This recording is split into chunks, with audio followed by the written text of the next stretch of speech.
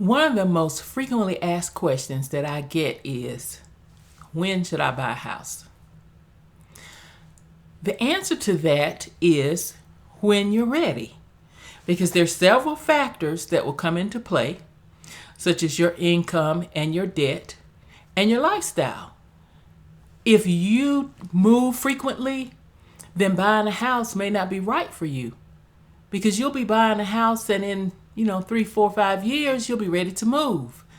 Therefore, it's going to cost you more to buy and sell than it would if you waited. Also, you can't say, and many people say, if I don't have a house by X age, if I don't have one by the time I'm 50, you can't say that because you don't know how long you'll live. First thing is, you've got to pay for the roof over your head somewhere. Unless you plan on living under a bridge, then you have to pay rent. You've got to pay for your roof. So you might as well pay your mortgage if you think you want to buy a house, as opposed to paying rent. Now, if you don't want to buy one, I understand, because there's always maintenance, and you are going to be the maintenance woman or man. So that plays a huge impact on your decision, and that I understand. But age should not be a factor. Let me tell you a story. My mother has always wanted to own a home. And that's probably where I got my desire for owning a house and having a few rental properties, because I always heard it, from her. But as she aged, she would say, no, I'm too old now. And I told her when she was, like 70-ish, Mama, you ought to go ahead and buy a house. No, you don't need to be buying a house for what?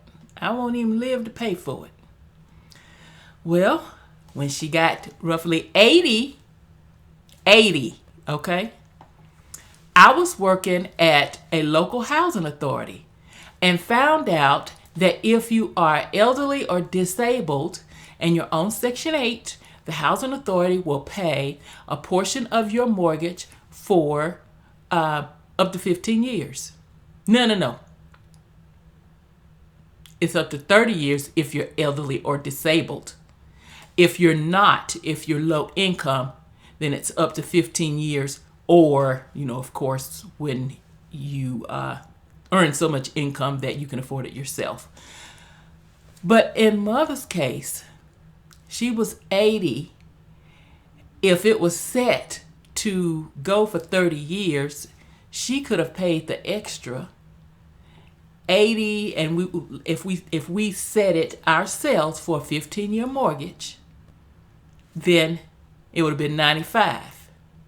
Now, who wants to be paying on a mortgage at 95? Because how many people are going to live to be 95? She's 102.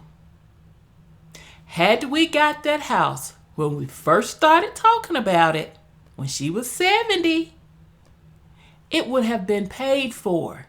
Even on a 30-year mortgage, it would have been paid for. So see, you don't know how long you're going to be here, and you can't put a limit on your goals and your dreams. You simply cannot do that. If you want to buy a house, buy it. Okay? That's it. Bye-bye now.